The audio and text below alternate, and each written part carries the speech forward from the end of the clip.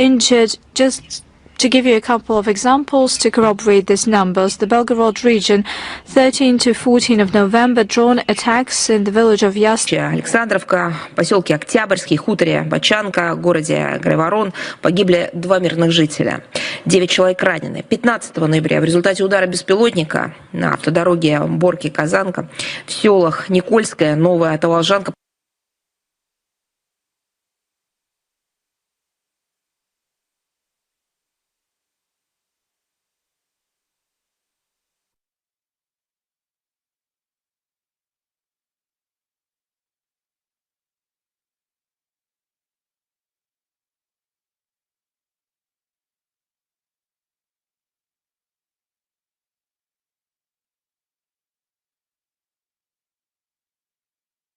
пострадали 3 мирных жителя. 16 ноября от атак беспилотников по коммерческому объекту и территории предприятия в поселке Борисовка и Коваля Нового of a geriatric center and an orphanage.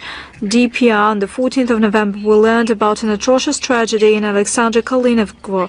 Ukrainian fighters had a cynical hunt over the rector of the local church of the Royal Martyrs. His family and parishioners tried to evacuate from the hostilities area. Ukrainian natives for a long time used drones and mortars to kill unarmed people, injuring them time and again. As a result, 7 people, including the clergy, died, but it was not enough for the Bandera sadists. For a long time, they didn't let other villagers to take the bodies and to bury them, and they halted these attempts using drones. This is the kind of a bloodshed safari of Ukrainian Bandera supporters against civilians. What we saw confirms the hatred of the Zelensky regime. The Kiev regime seeks to exterminate everything in the DPR. It is proven by the account of a civilian, namely in Yatskovka. She said to media outlets, there was a case when Bandera supporter shot her, but he missed, fortunately, when she said hello to the fighters in Russian, and that's why she was the target. The monster's bullet just whizzed right by her head. The Kherson region. On the 14th of November, Ukrainian attacks in Novovladimivka and Chilikovka wounded 2 persons. On the 17th of November, drones attacked a civilian. On the 18th of November, a mine dropped from a drone, killing a man. And they pay a price for all that. The Russian courts continue to pass sentences to Ukrainian fighters and mercenaries for the crimes in the Kursk region against civilians and Russian servicemen. Lengthy prison terms were given to captive fighters of Ukraine. Roman Petrovsky, Ivan Sharutin, 14 years in prison were given to mercenaries from Colombia and Japan. Manjaboy Pinto Nelson, Esteban and Takao Toyonaka, they are on an international wanted list. What preceded that? It wasn't just a pretext, it was the foundation on which Ukrainians, West Anglo-Saxons built this atrocious, bloody massacre. Tomorrow, on the 21st of November, will mark the 12 years since the tragic developments of the so-called Euromaidan in the center of Kiev that led Ukraine to a disaster. Indeed, luckily, this preface to this atrocious tragedy, back in the day it was called a Euromaidan, although they tried to put a different meaning to that. Today we understand the genuine sense. It was another color revolution carried out by the West in order to oust the legitimate authorities. skilled instigators trained by foreign instructors under lucrative motives that are trivial and stupid, that are designed for people that do not think, that only perceive memes regarding the European life, democracy, freedom of speech, human rights, and fighting against corruption. They took crowds to the street not to participate in peaceful rallies. They played the role of the driving force that turned into bloodshed and putsch. It was refuted and rejected by citizens of other regions of Ukraine. At the same time, this Euromaidan marched through Kiev. And today it would be appropriate to ask a question: what exactly Euromaidan gave to Ukraine and to its people? Did their dream of European integration came true? The answer is clear. It used to be a self-sufficient, industrial and densely populated republic of the former Soviet Union. Now it has turned into an impoverished, extinct territory. It has lost its independence. It is funded by Western colonizers, which define its domestic and foreign policy. And let me call spade a spade. They embezzle money using Ukraine, but after this money laundering, money turned bloody red. It became normal for Ukraine to have large-scale human rights violations, to have discrimination of its citizens on ethnic and linguistic grounds. There is the rampage of corruption, and lawlessness is triumphant. At full swing is the totalitarian repressive machine to oppose dissent, and hardly Ukrainians that took to the streets on the so-called Maidan in November 2013 could imagine the tragic consequences. They paid a high price for their European choice, as they believed back in the day. You know what's the trick? Ukraine has always been part of Europe. It's a part of the continent. It's the European part of the Eurasian space. In literature, in culture, it has always been Europe in its traditions. But they were told, no, you have never been a part of Europe, but you can successfully invest and become a part of Europe.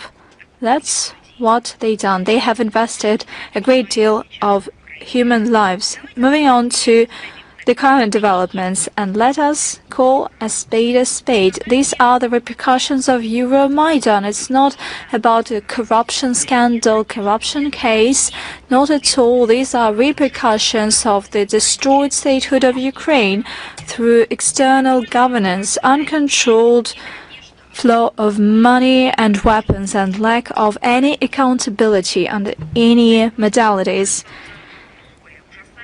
New atrocious details of this scandal are becoming public, but actually we're talking about outright mafia clique, atrocious murderous shenanigans.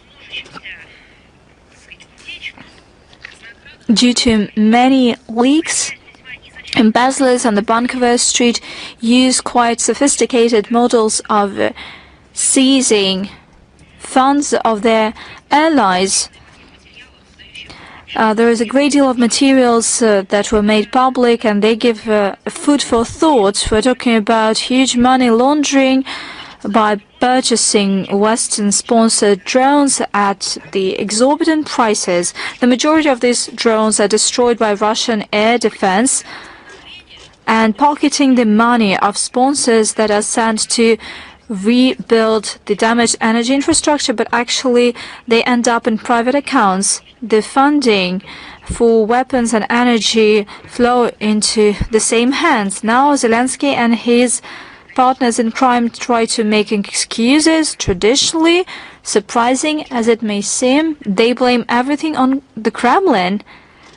That's the one who is to blame. However, rank-and-file Ukrainians do not buy it, and we wanted it to happen much earlier, but it's best to have it now than never. According to the opinion polls, 73 respondents believe that the corruption has increased significantly over the past 4 years. We're talking about 4 years of war.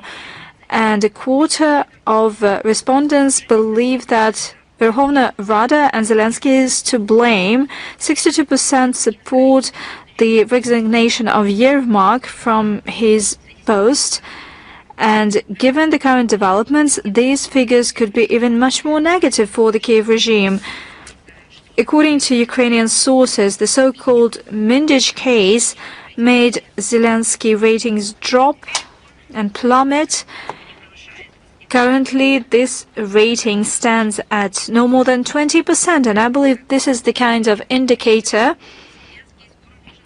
where Zelensky could even be much more successful, so to speak, than his friends in Europe. Emmanuel Macron, Keir Starmer, Friedrich Merz, they set these anti-records.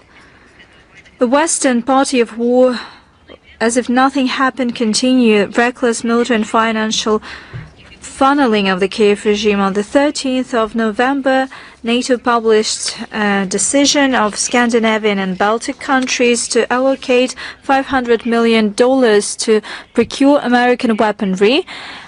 Within this initiative, and I name it the Prioritized Ukraine Requirements List.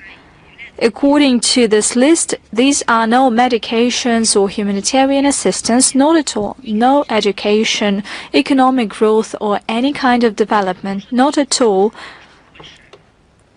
We're talking about something that can kill as many Ukrainians as possible. Kill them ultimately. That is something NATO gives money for. On the 14th of November, Defense Minister of Germany, Boris Pistorius, announced Berlin's intention to dip into its pocket once again and to add some 150 million euros. Clearly, the fear of Western establishment to recognize that their project has failed and completely lose trust of the deceived taxpayers prevails over common sense. On the 14th of November, the EU High Representative for Foreign Affairs and Security Policy, the post occupied by Kaja Kallas, in her statement at the press conference of defense ministers of Germany, the UK, Poland, Italy and France in Berlin, thanked Germany for its decision to increase the annual support to Kiev to 11.5 billion euros. Reportedly, this saves lives of Ukrainians and sets an example for the rest of Europe. What kind of an example does it set, I dare ask? Kaja Kallas hypocritically accused Russia of not wishing to have negotiations. Just the other day, first the Deputy Foreign Minister of Ukraine stated that they withdrew from any negotiating processes with Russia, and immediately, Kaja Kallas claims that Russia allegedly abandoned negotiations. When? When was it made exactly? What was the date of this decision? She called to increased funding for Ukraine in 2026, including at the expense of frozen Russian assets, and without even blinking, she called assistance to Ukraine a good deal compared to the price of victory of Russia. That is something atrocious. Only a monster can think in these terms. I've always believed, frankly speaking, that a woman in politics, especially since she has kids, understands the price of her words. She can project everything she says to her experience of being a mother. She can use these logic and she can put it into practice, to project it to the life of her family and kids. And Kaja Kallas is a woman, and she said that that is a good deal compared to the price of Russian victory. Why is it a good deal? Is it a good deal in terms of the number of Ukrainians killed? And another surreal statement was made by another Russophobe, Andrius Kubilius, on the 17th of November at the Conference on Defense in Lithuania. He said that it is necessary to establish peace with the Ukrainian army that has combat experience, and to deploy them in Lithuania together with German brigade and rotating American troops.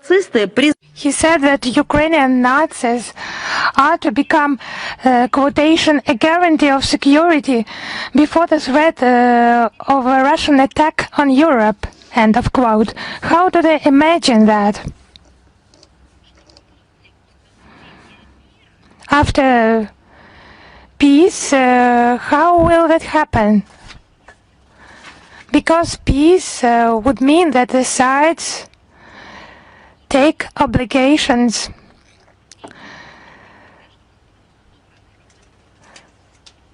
not to carry out any hostilities. So after the sides agree on that, the Ukrainian army will relocate to another side of the European continent.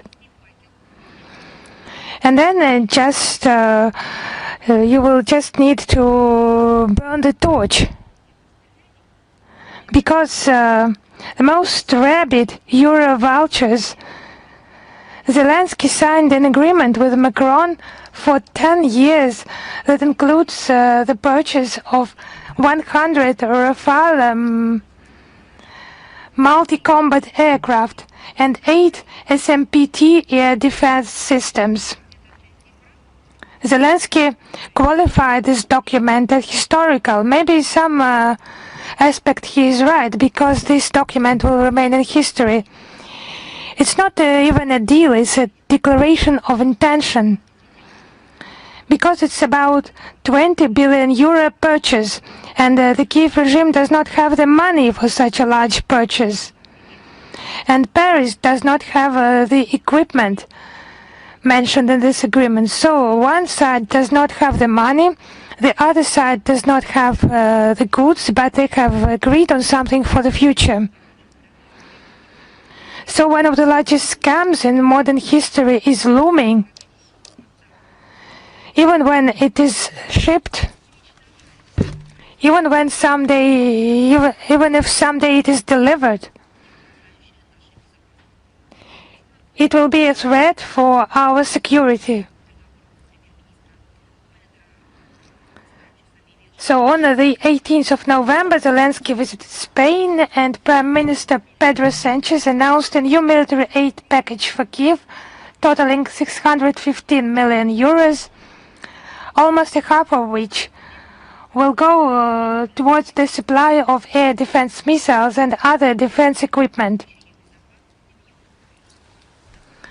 Madrid also pledged to ensure security in Europe and strengthen defense industry and supporting Ukrainian military equipment manufacturers. So it has a hidden agenda. It's no secret that Zelensky's sponsors are demanding increased mobilization, primarily by lowering the draft age. The Europeans, in replenishing the Ukrainian armed forces' losses, they are primarily concerned about preventing a new influx of refugees from Ukraine. In order to relieve themselves from the burden of those who were fortunate enough to leave Ukraine, of those people. So it's about tightening the conditions of obtaining asylum.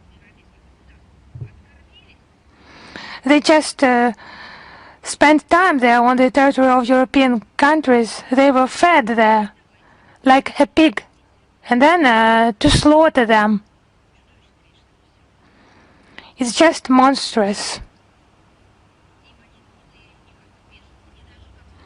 They need them not like refugees, not even like their own citizens, not people who are temporarily on the territory of a foreign state, only as expendable material, as an instrument for implementing their own tasks.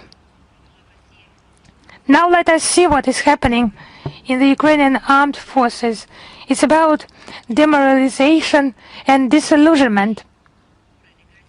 The Aftenposten media has published a report from this town of Izum, where an Azov fighter from the 3rd Separate Assault Brigade of the Ukrainian Armed Forces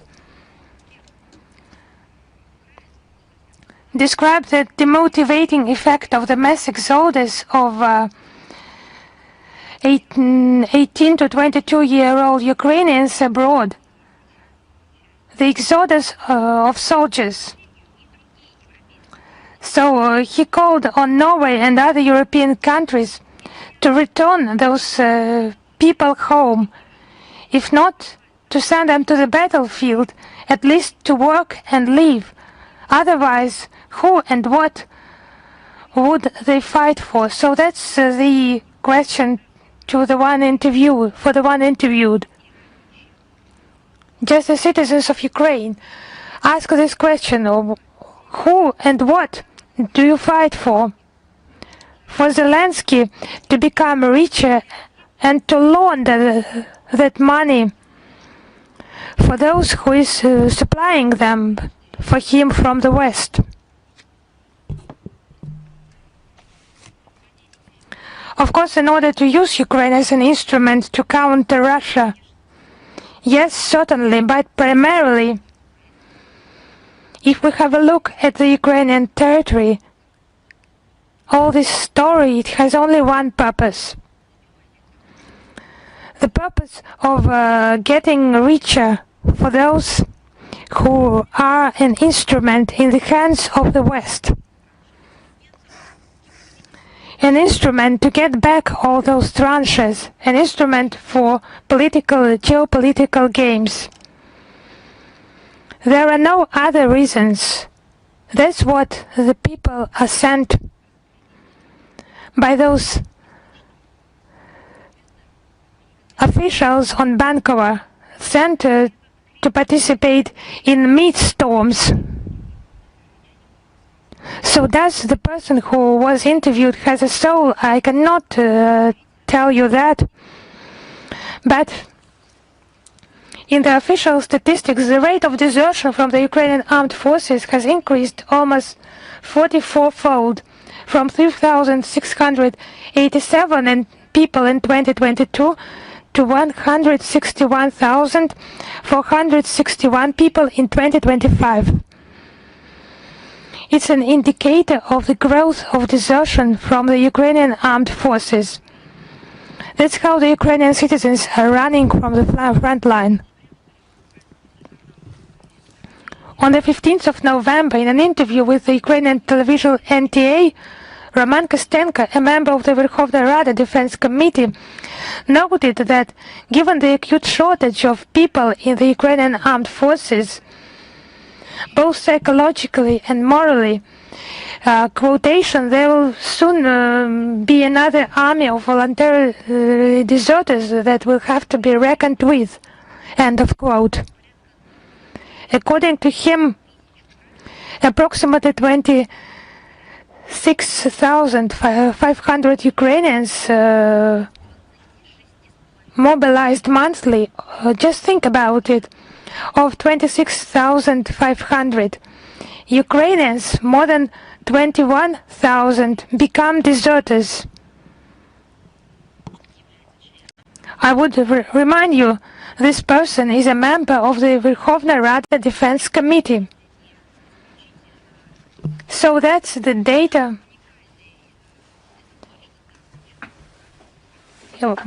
provided by the person who is aware of what he is talking about. He has the facts.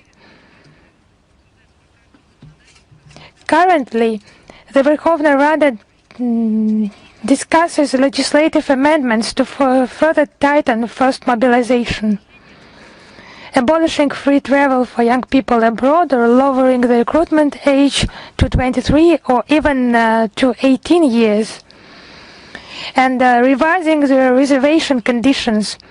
Their possible adoption would only exacerbate the situation and increase the outflow of Ukrainians who have so far escaped the fate of cannon fodder. These facts confirm the urgency of the tasks of denazification and demilitarization of Ukraine and the elimination of threats coming from its territory. All these goals will certainly be achieved, as it has been repeatedly stated by Russian officials. And regarding the resolution draft, the draft of the resolution about human rights in the temporarily occupied territories, as they call it, of Ukraine, including the Autonomous Republic of Crimea and the city of Sevastopol. It's the unjustified, unfounded claims by the Kiev regime. It's actually torn from the reality, and 14 countries were in solidarity with us on this document. So its document sponsors once again failed to achieve the consensus approval of this document. And over 90 states rejected this draft resolution. This long text is in the worst traditions of the public rhetoric and political inventions by the Kiev regime. They failed to propose anything new in essence, and it's just accusing our country, accusing Russia. Let us have a look at the examples, blatant examples of unprecedented cynicism and lack of principles. Are the formed concerns, so-called concerns about alleged systematic violations. It's just ridiculous by Russian authorities of the rights of ethnic and religious minorities, primarily the Crimean Tatars. Has anyone just talked to them? Has anyone talked to them at all?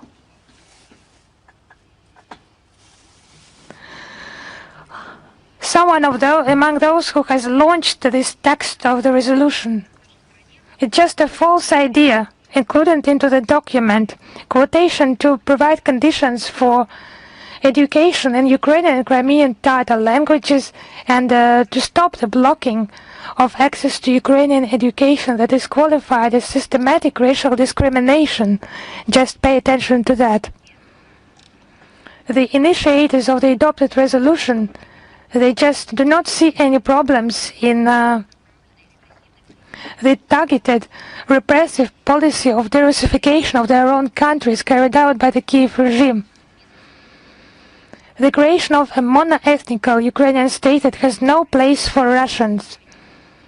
It's just according to the mood of the Ukrainian president. It's violation of human rights.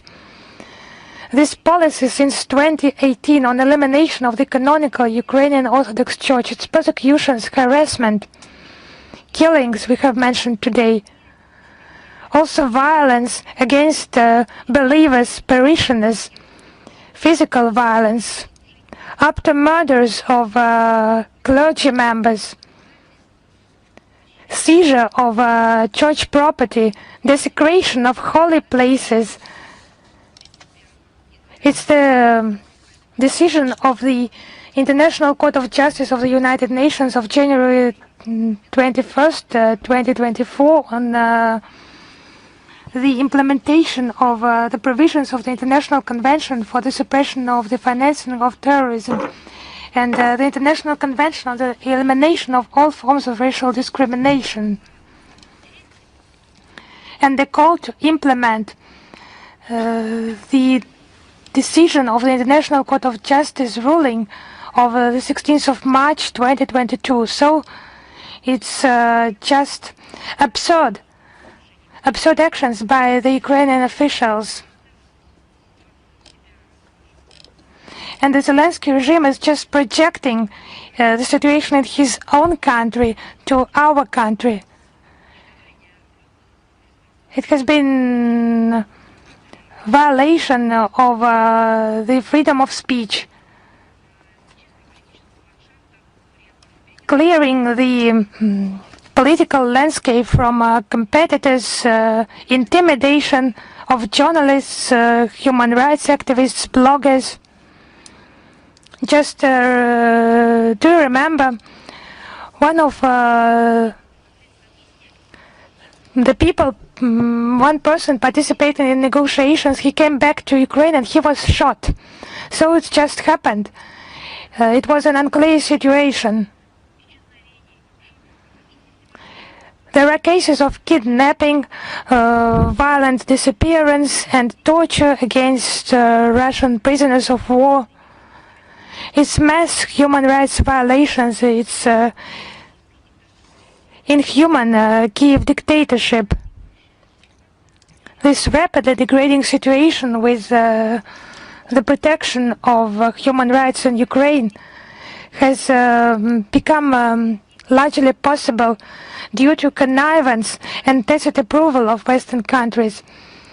It's just violence and lawlessness.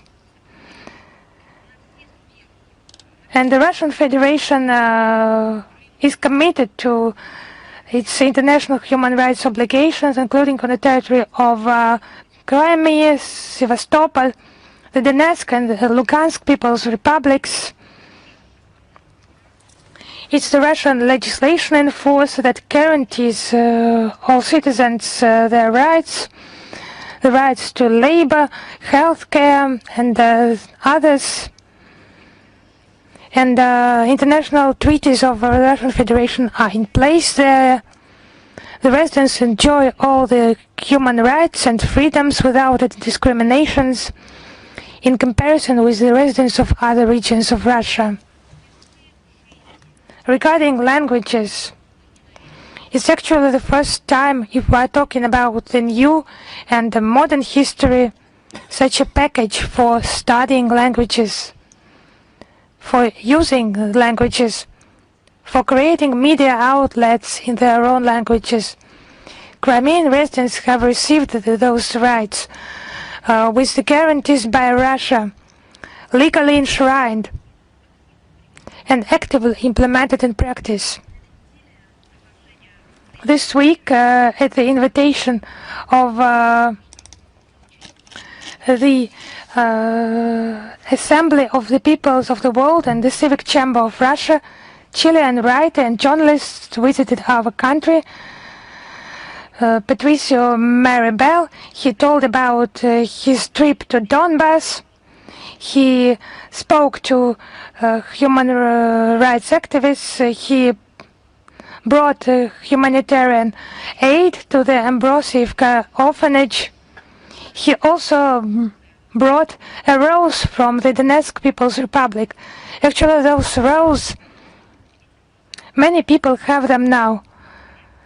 Those roses are made from shrapnel, from shells used by the Ukrainian forces to bomb hospitals, schools and kindergartens in Donetsk.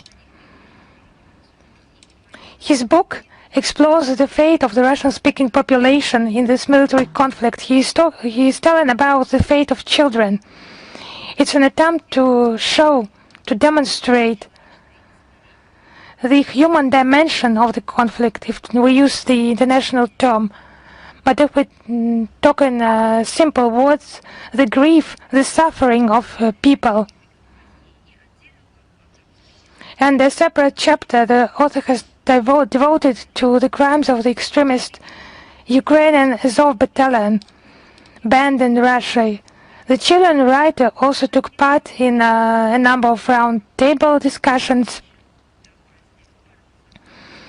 and he reiterated his commitment to tell the truth on the international platform and to counter those lies broadcast by European and American media outlets. We are grateful to Patricio Maribel for his honest reporting, despite all attempts by the West to silence it and to distort it. We continue to follow the developments in Moldova. The authorities of this country use the pretext of Euromaidan, the so-called Euro integration project. They keep the policy to sever ties with Russia and with its people, and it was manifested once again when Moldovan Parliament adopted on the 13th of November in the first reading the bill denouncing Russia-Moldova intergovernmental agreement on the establishment of cultural centers. We're talking about the Russian Science and Culture Center in Chisinau, also known as the Russian House. What is the pretext? Russia might use this agreement, and I quote, as a tool to advance the distorted narratives. They use this terminology. At the same time, Moldovan deputies recognize that the systemic monitoring of the Russian House has not taken place. They made this decision under the highly likely principle. During the session of the parliament, members of the ruling party, the Sandu regime's party, went as far as, well, I do not know how to say it. They accused our prominent poet Alexander Pushkin in imposing non-traditional relations in Bessarabia. He came to Bessarabia in the 19th century, and that's how it all started. It's not just Russophobia, it is a mania, schizophrenia, and such statements confirm the general rule. Russophobia and refusal from the Russian culture lead to the loss of common sense and to the health problems, because that is gibberish that is said in the parliament of the country. Moldovans, the citizens of Moldova, made their choice so that these people could champion the interests of citizens of this country, so that they could address urgent matters, so that they would develop laws to benefit their country. No, Pushkin is to blame for everything. That's just funny. There was a episode of our comic show regarding Pushkin, who is to blame for everything, and we used to think that it was a joke, but it was not a joke. It was a scenario for the future of many countries. Meanwhile, the officials in Chisinau continue to cleanse the political landscape of the country from unloyal forces, and the pinnacle was the kangaroo court over the head of Gagauzia Yevgenia Gutsu. It is politicized and it seeks to intimidate the dissent. Probably they will have legal proceedings against Pushkin as well.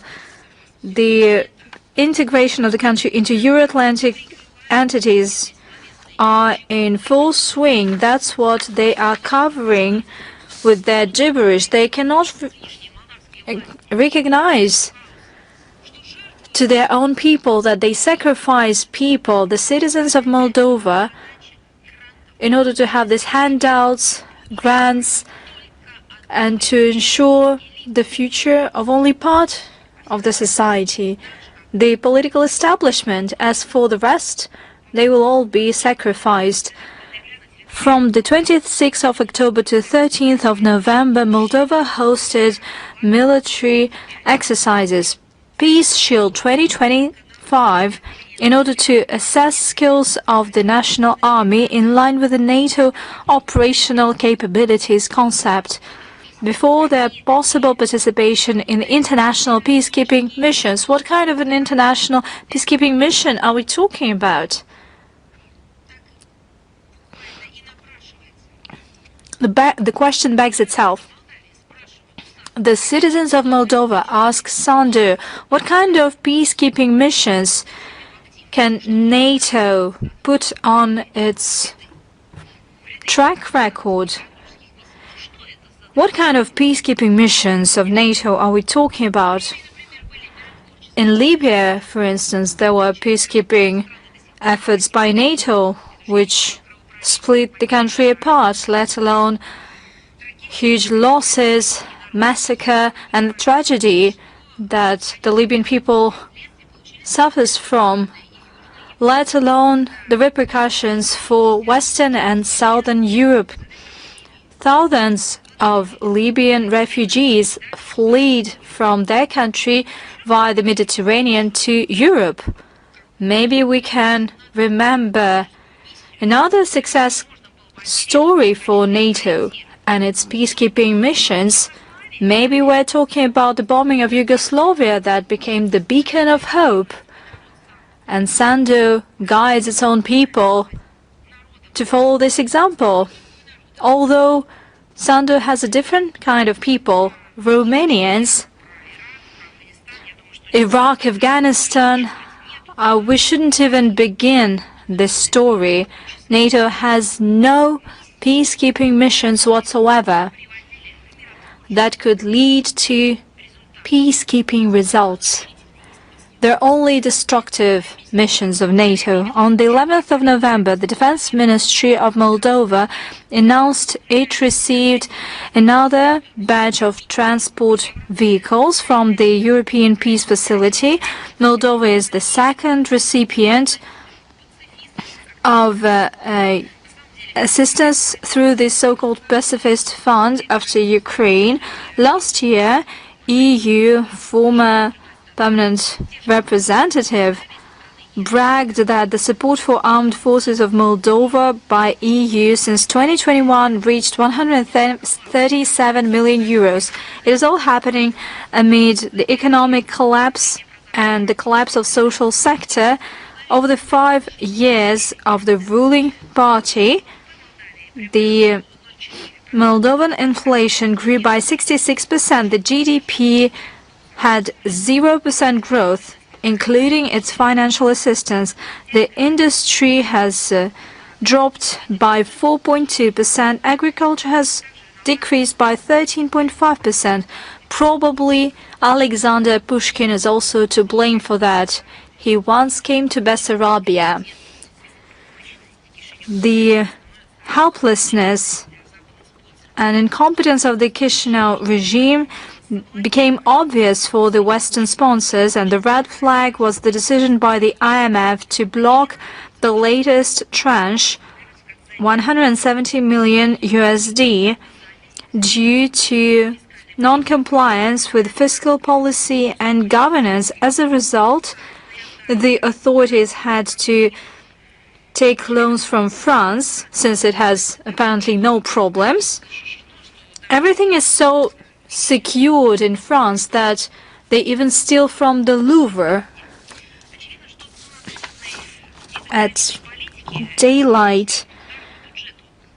And clearly, this is a failed policy of the budget policy. We regret to state that under the current leadership, Moldova is turning into the territory of poverty and lawlessness, and the people see that, and they vote with their foot by immigrating in more promising countries, including Russia. There were a lot of questions that we have already commented upon.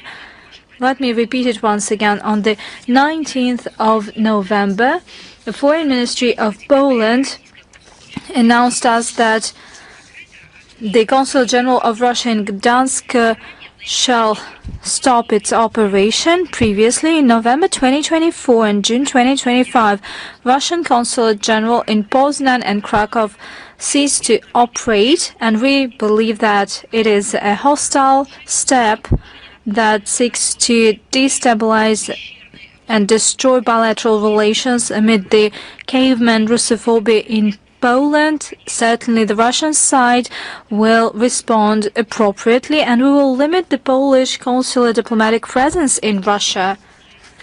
Cambodia-Thailand situation. We express concern over the recent exacerbation of the border conflict between the two countries. Hopefully, as a result of a dialogue, bilaterally, the countries would resume the implementation of the joint declaration that was signed on the 26th of October in Kuala Lumpur will stand for addressing all disputes solely by peaceful means. Such territorial disputes are the result of the colonial policy of the West amid severe degradation in security in the Asia-Pacific. It is especially important to act within the spirit of unity and solidarity for ASEAN to overcome historical differences. Djibouti.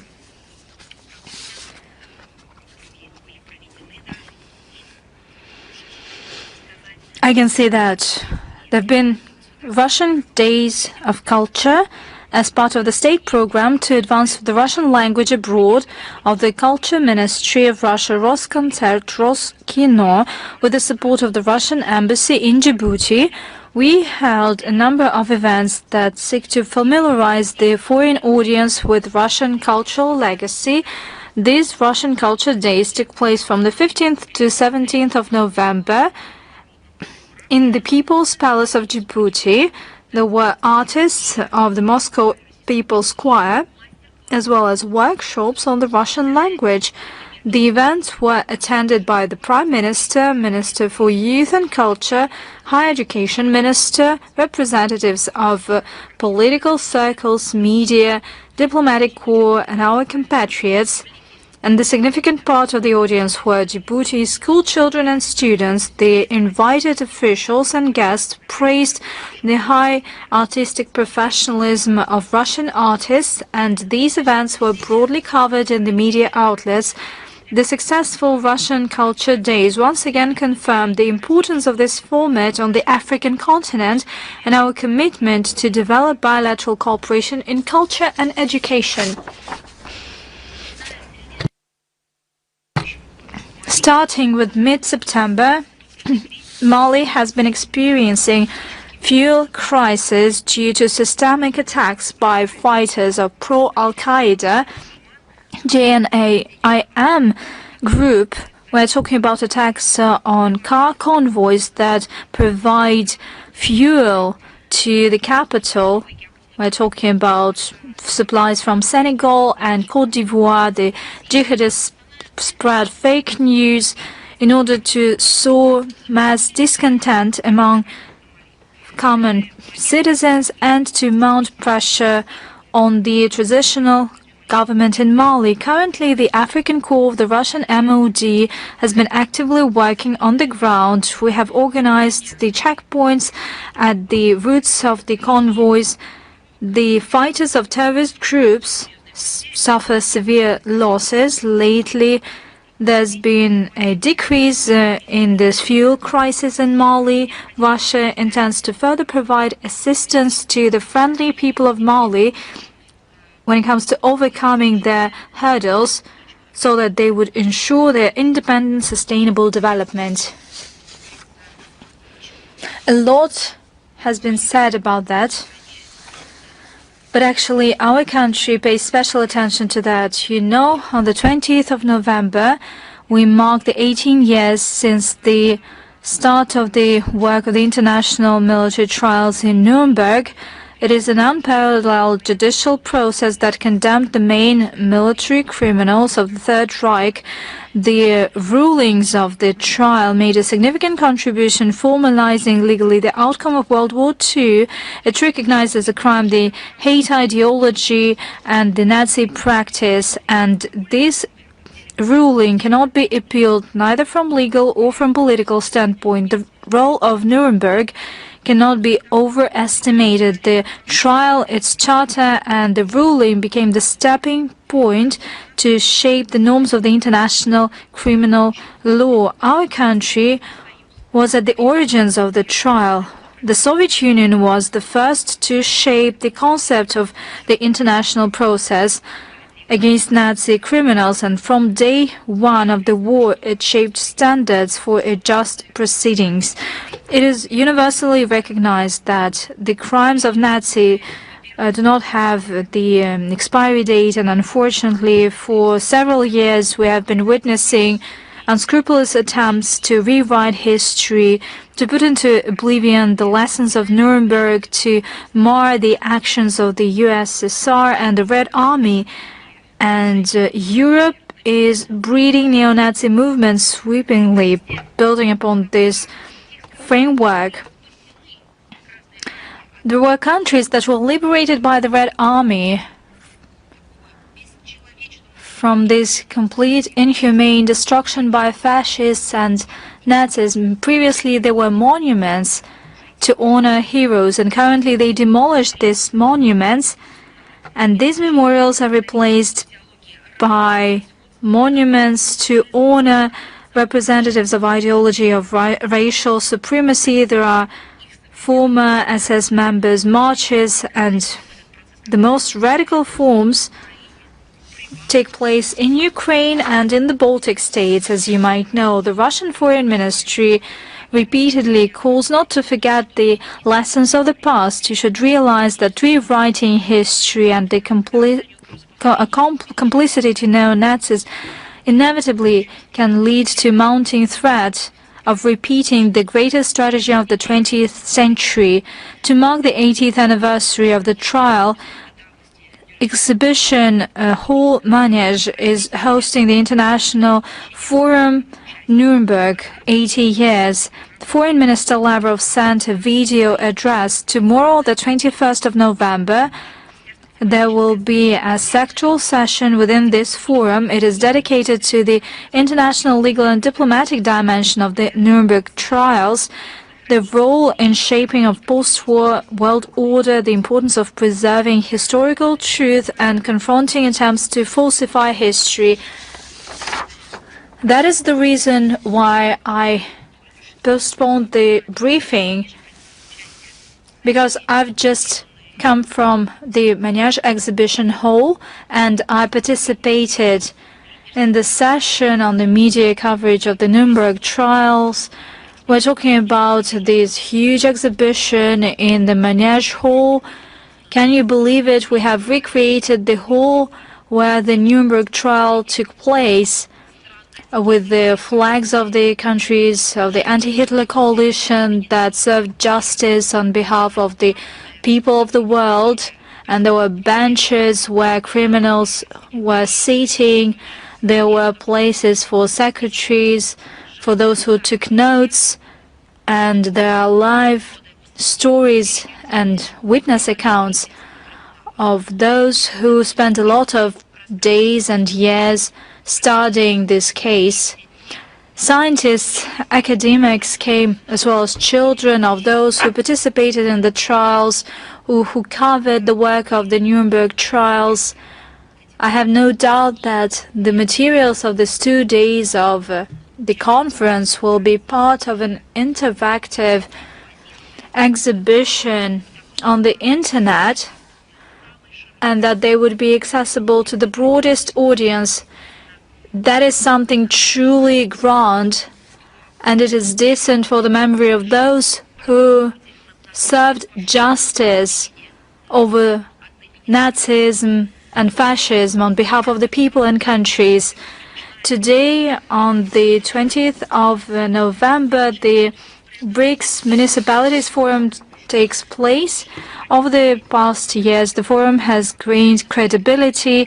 The platform is an efficient tool to strengthen partnership in implementing joint projects at the regional and municipal levels.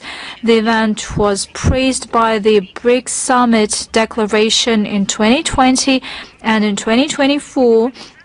According to organizers, this year the forum will bring together 5,000 participants from 76 countries, including 700 speakers, including heads of cities, experts, and business communities.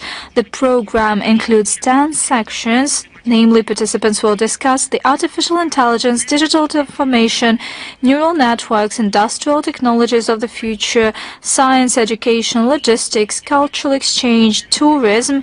They will focus on investment projects presentation. The discussions will focus on improving living standards, providing sustainable cities development, as well as building humanitarian contacts. The outcome of this event will be practical decisions aimed at new partnership, concluding commercial deals, strengthening the existing connections that make the BRICS countries' cities the centers of growth and balanced development. One more event that has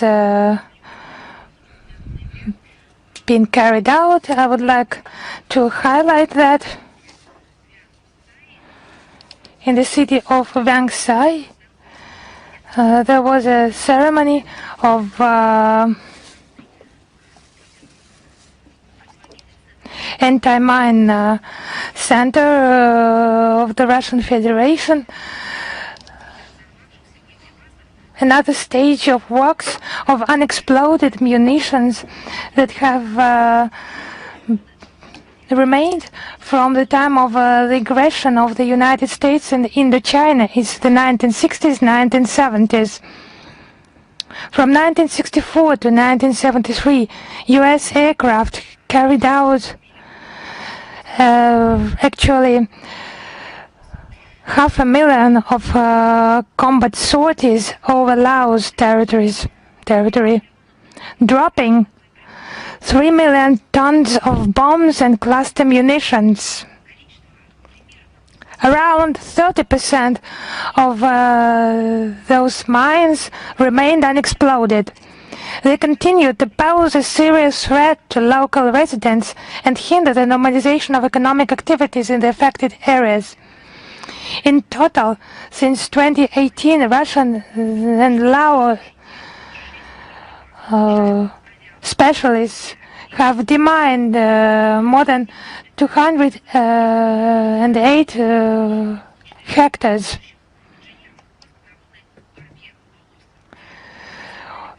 Russian specialists have assisted in training of 164 Lao People's Army engineering specialists. It plays an important part in demining and going back to normal life. It's an important role of Russian specialists who pass the experience to Lao colleagues. We will continue to carry out this humanitarian mission and continue to form the conditions of development of friendly Laos with whom we enjoy the relations of a strategic partnership. Now it's about the concert, the successful concert of Moscow Synodal Choir in Italy. The organizer of this event was the Foundation for the Support of Sacred Music and Art that is closely affiliated with the Vatican. Also, the concert was carried out with the support of our Ministry of Foreign Affairs, the Ministry of Culture, as concert, and the Moscow Patriarchate. The honorary president of this fund, Maria Zakharova, was present, as well as ambassadors and diplomats from Belarus, Armenia, Azerbaijan, Serbia, Hungary, some countries of Latin America and Africa, and priests from Russian Orthodox Church and journalists. I would like to highlight the professionalism of this choir. And we actually welcome his return to Rome. It's the confirmation of the enduring significance of Russian cultural heritage. The recent event has become extraordinary. It vividly demonstrated the futility of those attempts, as they say, to cancel Russian culture and to sever the close spiritual ties that exist between the Vatican, Italy, and Russia. And we are especially grateful to the festival organizers for this fruitful collaboration. And I'm ready to answer your questions. Is международная жизнь, international life, with us? Yes, hello, Madam Zakharova. Hello. How would you comment on the publications about the Foreign Ministry of Montenegro declaring a Russian ambassador Alexander Lukashenko, accusing him of interference in the domestic affairs of the country. So unfortunately, it's just another case of some sick reaction. So just any statement by a Russian diplomat, it causes such reaction, similar reaction. There are just two ways.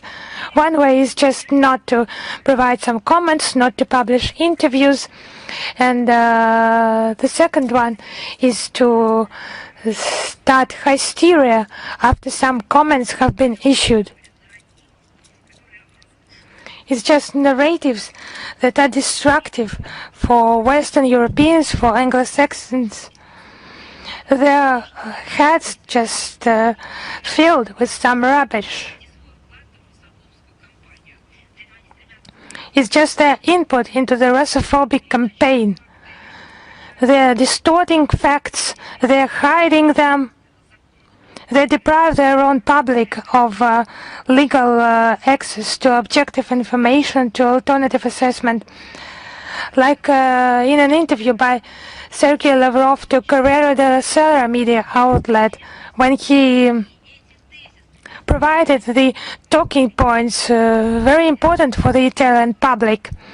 In a distorted way, they are provided to the Italians by the top officials of this country. He just accompanied these facts with a special comment that he thinks that they will be useful for the Italian public in order to understand this situation. And this part was cut from the interview as well. Russian representatives are the source that the Westerners would like just to ban, to stop. This approach is not right. It's dangerous for themselves. To live in such a simulator in the world of fakes and post-truth, it's dangerous for those who are inside primarily.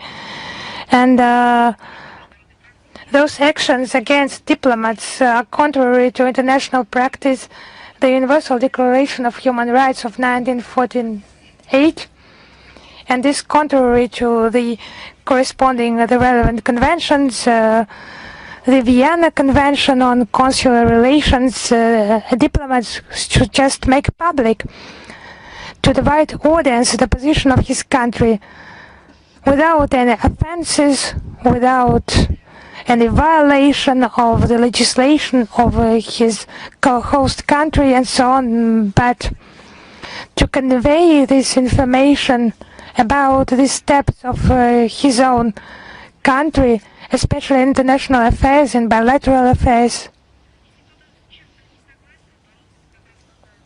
If someone does not agree, they should counter within the framework of discussion with arguments, and not just tearing this interview from publications, from newspapers, deleting it from the internet, inventing some fairy tales that there is no place on the servers, and offense against the speaker.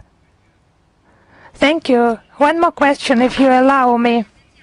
Recently in Armenia, but you know why they are doing that. We also face interviews published in the Russian information segment, Russian speaking or having a Russian license. We have interviews of foreign activists, politicians, diplomats, ambassadors, to whom we have questions, questions by the public, by governmental authorities, ministries. We just publish arguments against them, or we address the editor, as it is done in civilized states. And those who have just taught us the freedom of speech, they just do not publish it. They just take some illegal measures. And thank you very much. Another question. Recently, Armenian authorities denied entry to Russian war correspondent Dmitry Seleznov, who was covering the conflict in Karabakh. They did it without explanation. How can you comment on this? So they used to make statements about pluralism, transparency, and so on, and just let us see the result. Dmitry Seleznov was denied entry to our media. So whether the journalist is accused of any crimes on the territory of the Republic, and we have not received information how this ban can be lifted. But it's well known that in 2022, Dmitry Seleznov reported on Nagorno-Karabakh conflict. Our embassy in Yerevan requested information about the reasons for such a decision. And we hope it is not connected with the journalist activities of Dmitry Seleznov, because that was not correlate with the image of Armenia as a democratic state. And the freedom of speech is just the freedom of the press. It's just characteristics of any true democracy. So is Anadolu with us? So I would ask once again, is Anadolu with us? Yes, yes, please. So we have a question about Kiev declaring the renewal of the process of prisoners of war exchange with the mediatorship of Turkey and the United Arab Emirates. Is it possible? Does it mean that the direct negotiations process is becoming an indirect process? And does it mean there will be no direct negotiations between Russia and Ukraine in the near future? So I would answer no, because it does not mean that at all. And we have had direct negotiations. Russia has had direct negotiations. There was an exchange of the detained prisoners of war with the goodwill of mediators, and there were both cases. You can have a look at our website. We usually thanked those countries. If that was verified with them, it was agreed upon with them, those countries who have acted as mediators these years. Please do not make such incorrect conclusions. And I would like to highlight that all contexts of prisoners of war exchange, it was within the scope of the relevant profile structures. And our diplomats accompanied them, provided diplomatic assistance, but the main role was played by the relevant structures. And if any agreements are reached, we will provide diplomatic assistance to the exchange process, and we will inform you on that.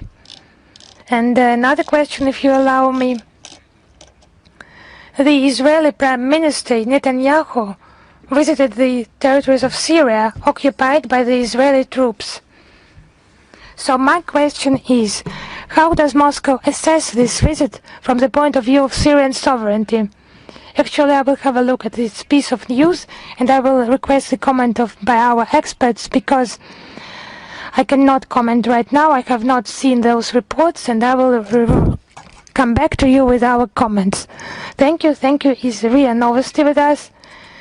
Yes, hello, Madam Zakharova. Christina Rodriguez, RIA Novosti. We have two questions today.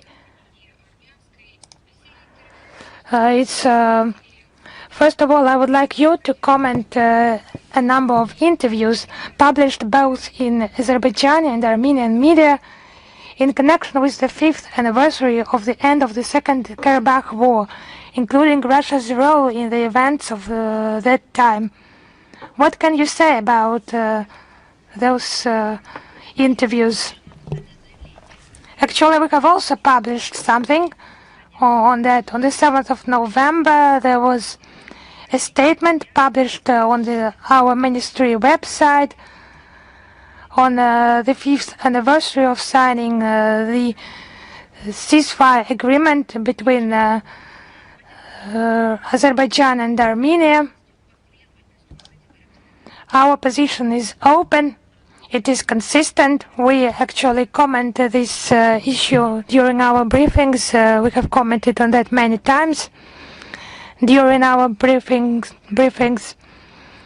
And I would remind you that thanks to the personal efforts by our President Vladimir Putin, we have restored, we have stopped the bloodshed in Nagorno-Karabakh in 2020 and 2023. Those agreements are still relevant, and they form a roadmap between Baku and Yerevan. And we are ready to cooperate with our partners to assist them in finding the mutually acceptable solutions. Second question, destructive policy of the West in the South Caucasus, particularly it's about Georgia and Armenia. Moldova and Ukraine are held up by the EU as role models for accession as candidate for EU membership. How would you comment on that? So Ukraine and Moldova can be held up as examples only to those who you hate. It's only possible in that case if they hate them. But that's a fact, actually. Just have a look what they are doing with Georgia under hypocritical pretexts. It's about alleged protection of democracy. They are trying to engage them in their political games. Is that consistent desire? So threats have just become commonplace in the region. It's about sanctions and blackmail of the total people. So Georgians have their arms twisted in attempts to protect their own sovereignty, not for coalition, not for supporting someone, but for the people of that states just deciding to live according to its own laws in their own country. It's just obvious that the will of citizens, it could just mean anything for the EU members only when its outcome allows to make a pawn out of a country in a bigger game. So the EU are just allowed actually everything, of course, for big sums of money. We have drawn attention to a copy of a letter of a high-ranking official, EU official, of an anti-government statement allegedly for the interests of Georgia that the freedom-loving citizens had to pronounce at another meeting. And one of the opposition figures just read that text received from the EU just exactly in the Georgian language, the text received from Brussels. So they just reveal the mechanics of the EU members in other states. They do not have any right for that. So there is, in conclusion, the more concessions a country makes to the West, the more the Western appetite grows. So as for Armenia, it's heavily supplied with grants, with promises. Russophobia is cultivated. Now it's observation, but actually it's intelligence mission in Armenia. They engage the republic into its own political military orbit. They want to destroy the multi-century friendship of Russian and Armenian people. So just the formula proposed to the South Caucasus countries actually openly, just to be like Moldova and Ukraine, it's anti-advertisement for Euro integration, and they just offered to just aspire to that. To aspire to what? To destroy the Ukrainian economy, the killings, the destruction of its public political life, the destruction of its independence and sovereignty, how citizens of Moldova are rewritten, how they are turned into Romanian citizens. So that should be taken as some role model for the South Caucasus states.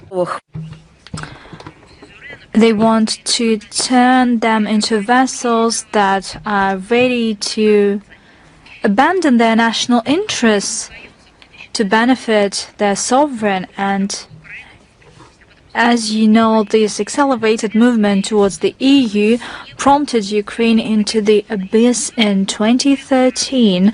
This imposed Euro integration choice led to a murderous coup, followed by a protracted civil conflict. As a result, instead of a strong European Ukraine, as was promised, we got a degrading, corrupt, totalitarian Nazi state, or basically a terrorist state that carries out terrorist attacks.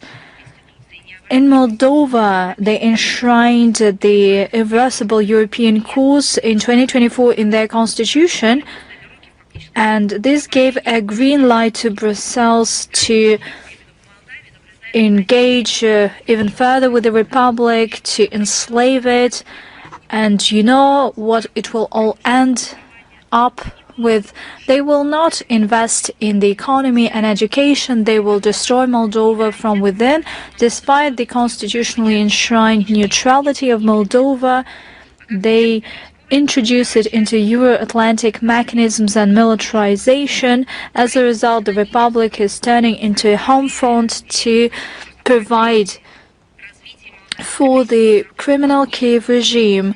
We should not talk about the economic breakthrough of Moldova. The statistics is real. This policy by the EU only drags the country into the abyss of the crisis, and the investment of the EU is just a third of the budget, but you cannot live only by the injections of funds from abroad, because otherwise you end up being an appendage, or you name it. It's not an independent unit. Against this backdrop, there is an increasing zero tolerance of Euro path on behalf of the population. They impose it to Moldova. They used to impose it to Ukraine. This policy is a disaster for them. Bold News, are you here with us? Hello, Madam Zakharova. Thanks a lot for this opportunity. In Lithuania, there are 43 centers of cybersecurity. There is also a NATO unit in Tallinn, which is in charge of cybersecurity of NATO. We've already said that Western countries are destroying the signs of information presence of Russia. And what role is played by the Baltic cyber centers? This is indeed a advanced experience center of excellence of NATO that is located in Tallinn. That is a training testing ground for offensive operations in digital space. It's no secret that all efforts of this entity are anti-Russian, and the center plays a key role in defense and implementing, developing the so-called hybrid defense policy in cyberspace. And they train these approaches during such exercises as lock shields. They imitate cyber attacks in order to damage the infrastructure of our country. And it is noteworthy that Ukraine joined this center in 2022. How can you deal without it? Military men and security services and hackers that are serving on the Bankover Street get special training there. And this is just a sign that NATO is involved in the cyber attacks that are carried out by the Kiev regime against Russia. They could hardly be possible without the help of the Western mentors. There's no question about that. Thank you. Izvestia, are you here with us? Hello, Madam Zakharova. We have two questions for you. Okay, the first one. You, Prime Minister of Japan, Sanai Takaichi, started the confrontation against Russia from day one of her rule, and the same attitude was shown with regard to China. Japan tried to mount provocations. Russia banned entry to its territory for the 30 Japanese citizens. How will it affect the bilateral relations between Russia and Japan? Let me highlight that probably the new Prime Minister of Japan does not know about that, but we take only response measures. If we're talking about the ban to enter Russia for 30 citizens, this is a response by our part. They were surprised to see Japanese diplomats in this list. I beg your pardon, but Russian diplomats are on the same list by Japan. We just simply took response measures. Judging by the public statements of the Prime Minister of Japan, the unfriendly course of Tokyo against Russia is still preserved, despite the statements by sane politicians, including the ones that used to be prime ministers, and their attitude. They believe that it is detrimental for Japan. Our position has not changed. Rebuilding dialogue with Tokyo is only possible if Tokyo refuses this anti-Russian course, if it stops attempts to deal a blow to Russia-Japanese cooperation, and to unblock bilateral ties. Thank you. A second question, if I may. What's the take of the Foreign Ministry on the situation when Ukrainian authorities talk about cleansing the system, but actually systems are exposed, these models involving hundreds of millions of dollars, engaging people close to Zelensky? Well, it's just not a scandal. That's a story that reveals a massive embezzlement, millions or even billions of dollars that were distributed.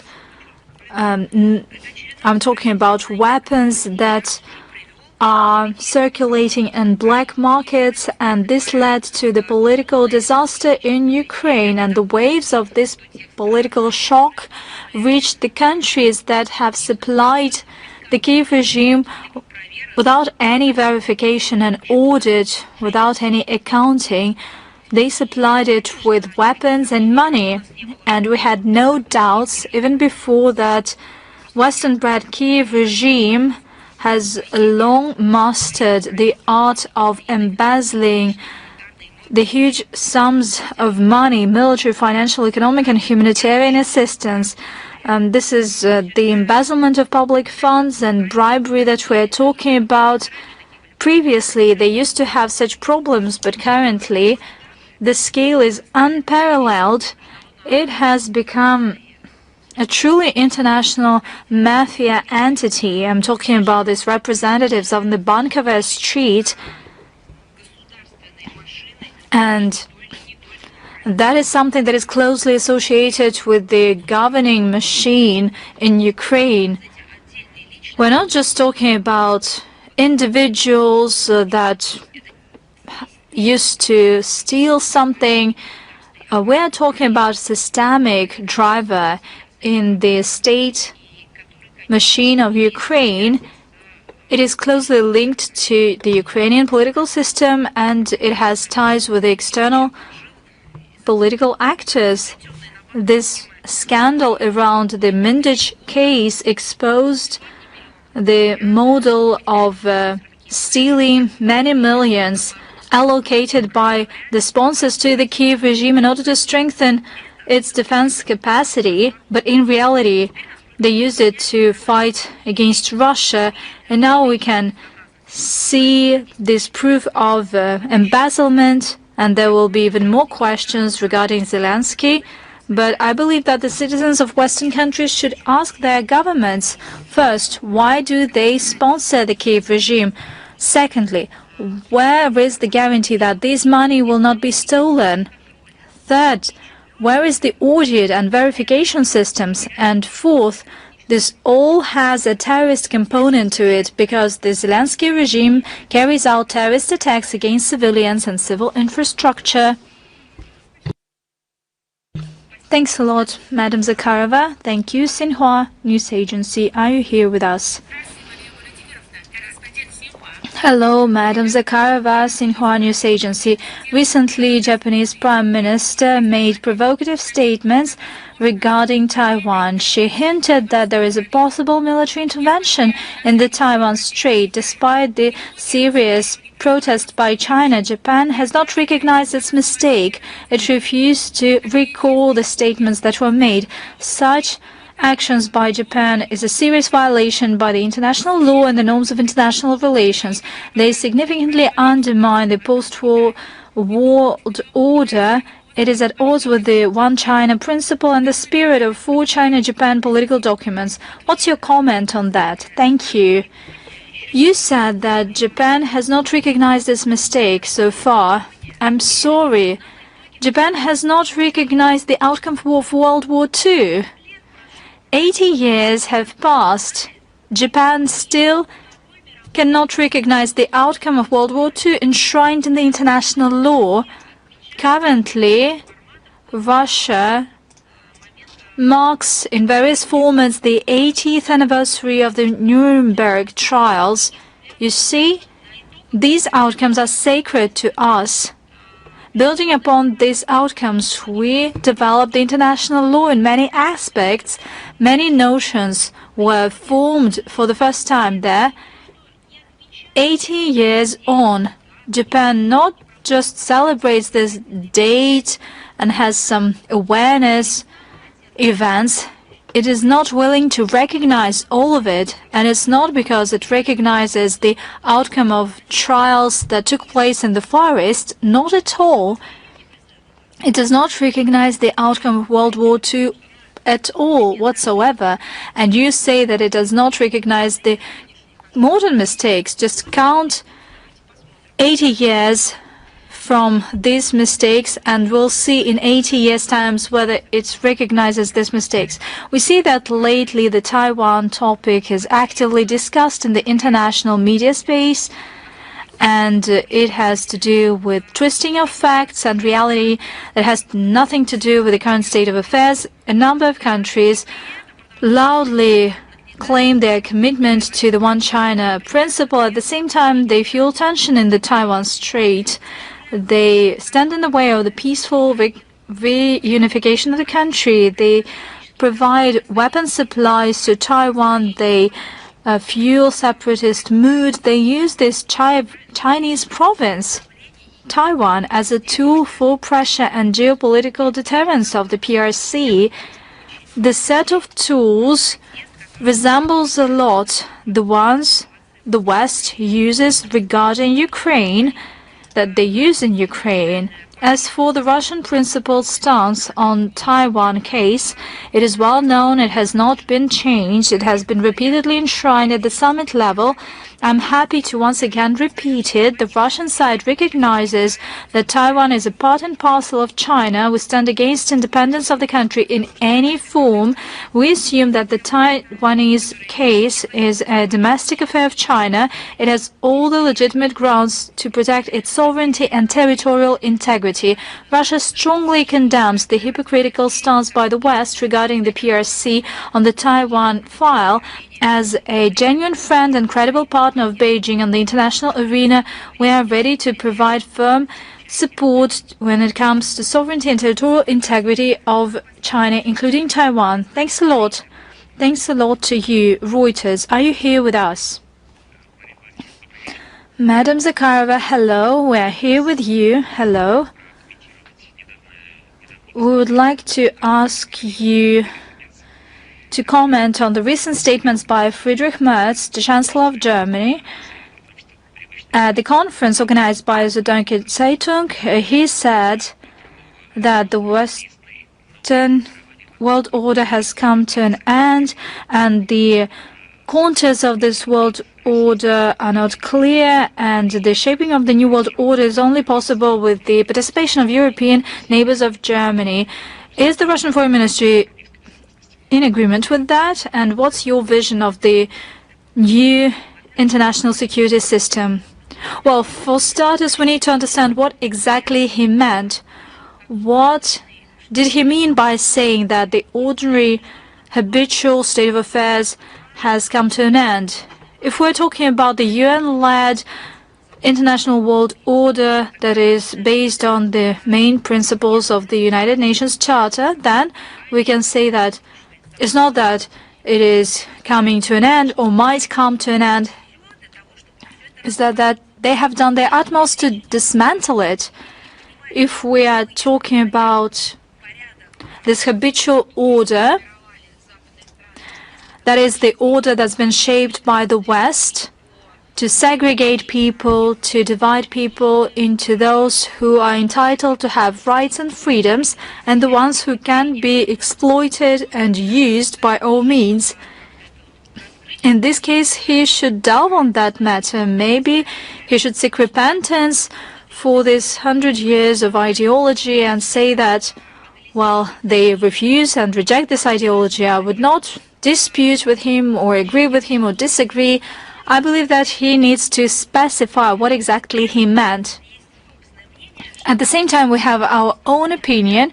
This habitual order that is habitual to the West, the ones that they call the rules-based order, imposing rules, standards and norms that are developed without equal participation of all interested parties. That is exactly the approach that Germany and its European, EU and NATO allies have been advancing in relations with third countries, and they've been advocating this in the international arena.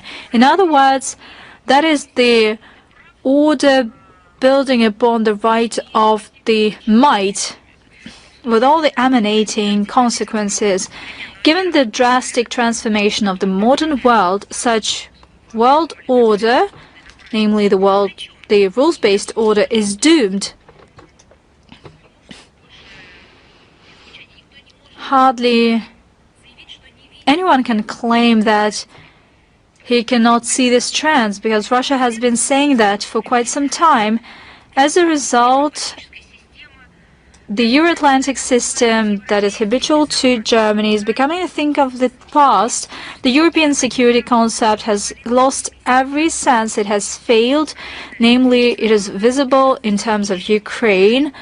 Once the West has unleashed an unprovoked hybrid aggression against Russia, allegedly as a response to the special military operation, although it was in the works for quite some time, it became clear that the previous security model building upon the Euro-Atlantic institutions ceased to exist. It simply collapsed. And current security system in Europe, while they try to make it seem that they created without Russia, but actually they built it against Russia. And the central element to that, as they see it, is the entirely hostile NATO bloc, hostile towards Russia, because this was the initial goal when it was first developed. That was stated by Friedrich Merz. At the same time, they accelerate the militarization of the EU, and there are bold statements that are made that soon there will be a big war against Russia. At the same time, NATO countries and the EU try to turn Eurasia into an arena of geopolitical confrontation, and the goal of these destructive actions is to preserve their dominance, as they believe that it is everlasting, but we believe that it has already faded away. And against this backdrop, Russia believes that our strategic framework and guideline is to shape a flexible and sustainable architecture of equal and indivisible security and cooperation in Eurasia that would fit modern challenges. That is the initiative proposed by President Putin of Russia. The all-Eurasian continental approach provides for account for legitimate aspirations of all Eurasian states and building upon the fair balance of these aspirations. That is the idea behind Russia-Belarus idea of the European Charter of Diversity and Multipolarity in the 21st century. That is to outline the principles of interstate communication and security. As you know, Sergei Lavrov, Foreign Minister Lavrov, came up with these proposals at the third Minsk Conference on Eurasian Security. We will definitely provide you with the link, and we're also talking about other materials that you can study in the section Eurasian Security. We'll provide you with the link. So if we have a broader look, Russia has a clear idea of the image of the future in the concept of foreign policy of the Russian Federation. It's the framework task of forming a multipolar world order and its desirable parameters. We have already mentioned its key principles. I would repeat them: sovereign equality of states, non-interference in domestic affairs of independent countries, the right to choose the model of its development, and cultural and linguistic diversity, civilizational diversity of the world. Thank you very much, Madam Zakharova. Thank you very much. Is news.ru with us? Yes, news.ru is with you. We have two questions. The first one, just a second. Trump has supported the idea of sanctions against the trade partners of Russia. So far it have been statements, but how would Moscow react if such statements become a practice? So we have repeatedly stated that we comment on specific facts. Rhetoric can change even now in the United States of America, especially now. But it's about the harmful nature of illegitimate restrictive measures for the entire world economy and the prosperity of the countries themselves, the countries we qualify as sanctions aggressors, is becoming more and more evident with time, and it's just hostile policy towards our country. In the American establishment, there are still many people who count on the detained effect of the restrictions against us. They count on the results with the work with the third countries on countering Russia, tightening the sanctions regime against Russia, and then face the denial of the hegemonist aspirations, but actually they do not see the reality. We have just been taught not only to survive, but to live and to develop. On multiple occasions, we have noted that it's just harmful for them, this denial of the reality, just to rest on the laurels that have already disappeared, to count on their dominant positions and just ignoring the interests of those who surround them, ignoring the situation in the world. It's just misguiding for them. The growing number of players who base on different models of development, countries, political figures and journalists, is just disgusting for them. Those calls not to buy something from Russia and to buy something from someone else. You just imagine, you go to a shop, you need a specific list of products. You know that a certain supplier is in the shop and you have actually a discount, and when someone from some corner, from some loudspeaker, they are crying out loud just put this pack back, you do not touch it. At the payment cashier point, you will just be made to leave this product, and we will provide you our own products, but it will be even more expensive, much more expensive. It's not just total control, it's total idiotism that is imposed under the disguise of some scientific, technical progress, democracy, and so on. Actually, Orwell describes this as dictatorship, as totalitarian system. But it was just presented as a system that is not so hypocritical.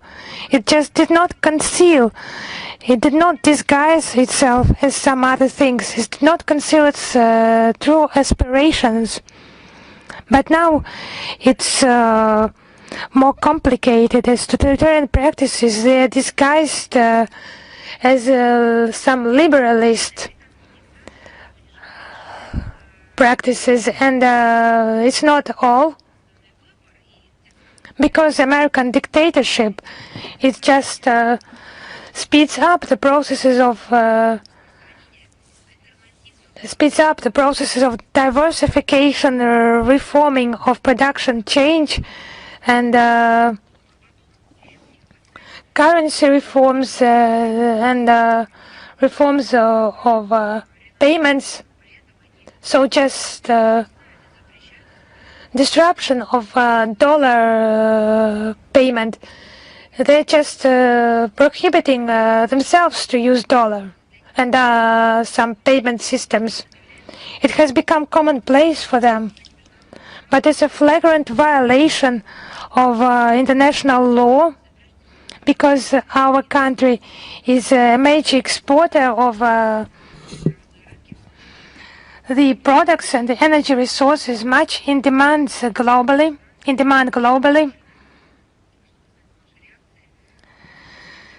And it's difficult to predict how global market will react to additional sanctions and customs duties. We will continue to develop our economic ties with the interested states based on our own interests and not intimidations from the third countries. Our next question is about France this year not inviting again our representatives to the ceremony dedicated to the end of the First World War. How will we react on... What will our reaction be? Should our country participate in similar events, even if our country at some moment is invited there? Yes, I would confirm that, as Paris once again did not invite our representatives to the celebration, the ceremony for the First World War.